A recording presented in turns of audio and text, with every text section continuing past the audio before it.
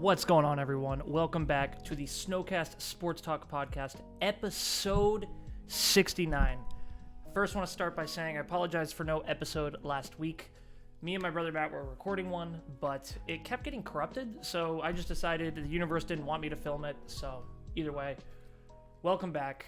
Guys, finally, the Daniel Jones, Saquon Barkley free agency saga is complete.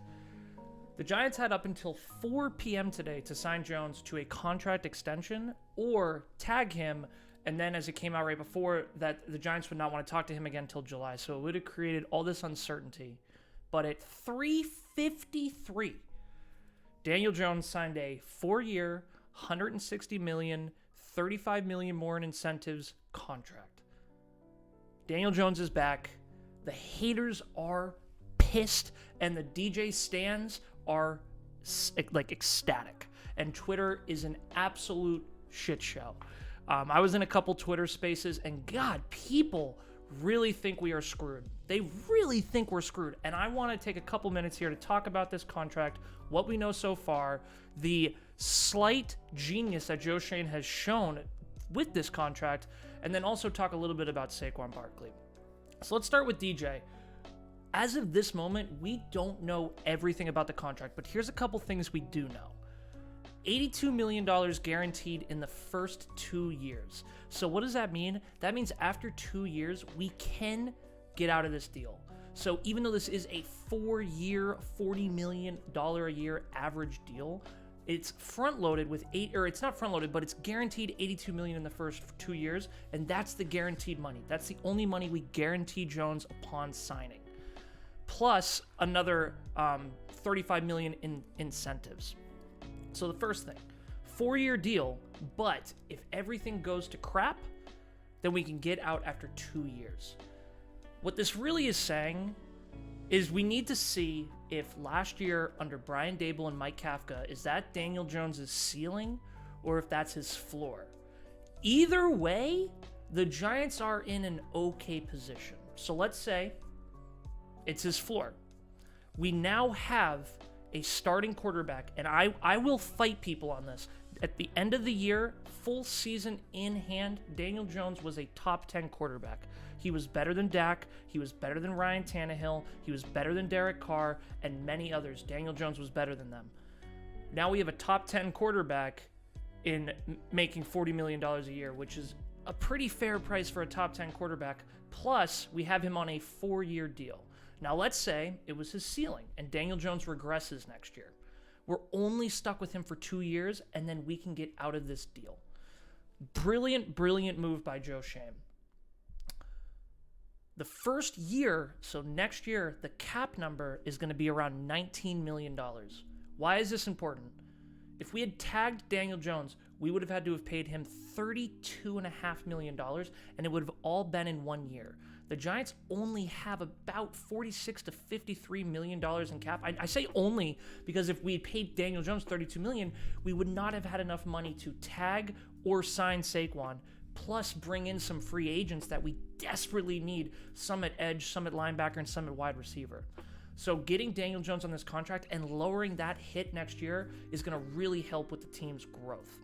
Now, you might be thinking to yourself, $19 million year one, but $82 million guaranteed in 2 years. Not next year, but the year after, we might see one hell of a cap hit from Daniel Jones. But if Daniel Jones is playing well and the team and him are both happy, sign him to a longer deal. Spread that money out, just like we're going to potentially do with Leo this year. Just because that money is set for that time, Daniel Jones may want to stay a Giant, and we may want to keep him a Giant if last year was his floor. With all of that, I personally am very happy about this for a couple different reasons.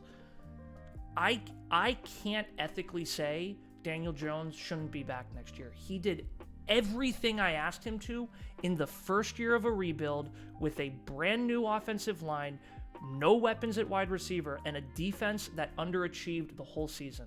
What did he do? Took us to the playoffs and won a playoff game. That is what I asked of Daniel Jones in year one with nothing around him, and he did that. Did the year end on a stinker against the Eagles? Absolutely.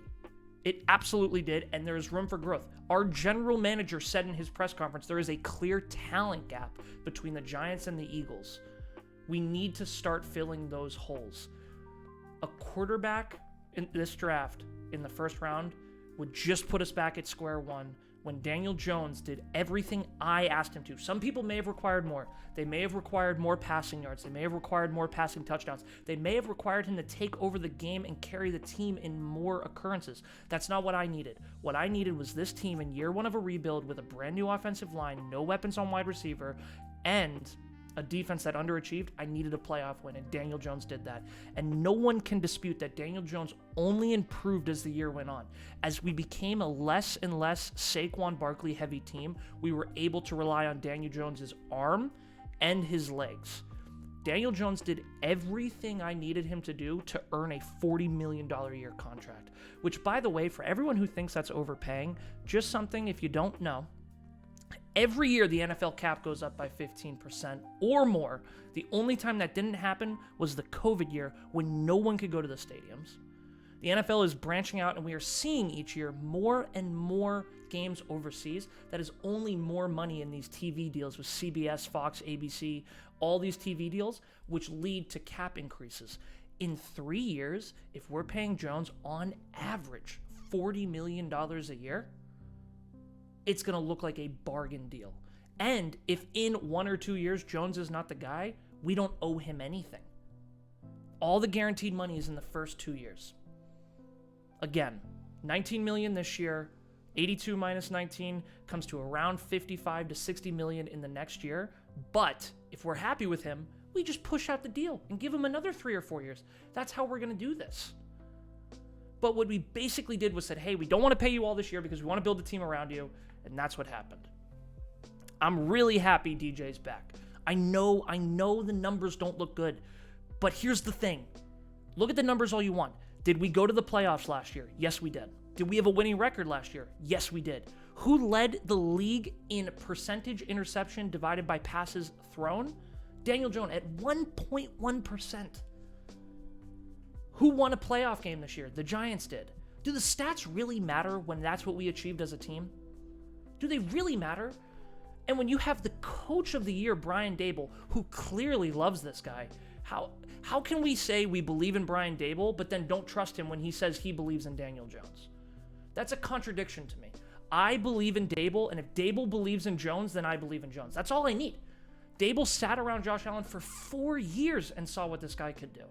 4 years. And then he gets 1 year with DJ, goes to the playoffs, wins a playoff game with, again, I'm going to say it, a brand new offensive line, a brand new coaching staff, no weapons at wide receiver, a very lackluster defense, and won a game. And everyone will say the Vikings defense was bad. They were the second seed. Daniel Jones outpaced the second seed, one of the top-ranked offenses in the NFL. I'm happy he's back. And I promise you guys, here it is, right here, episode 69 of the Snowcast. This is only the beginning. I promise you he will be improved next year. Only room to grow. Gets to learn the offense, gets the same coaching staff back, gets the same offensive line back, gets a lot of the same weapons back, which leads to franchise tag Saquon Barkley. Where the franchise tag for Daniel Jones at $32 million for quarterbacks would have been a tough pill to swallow, $10.2 million for Saquon is not. I know there are rumors right now that we are working on a deal with Saquon, and God, I love Saquon as a player. But the running back position scares me, and I am one of the people that devalues the running back. I'm in New England. I'm around a lot of Patriots fans. Every year they have a different running back, and that running back is always good. Running backs, first of all, run through a blender every game, and it's very dependent on your offensive line, and Saquon, I think, has been disserviced from poor offensive line play. So as much as I love Saquon, if we just keep him on the tag this year, I'm okay with that.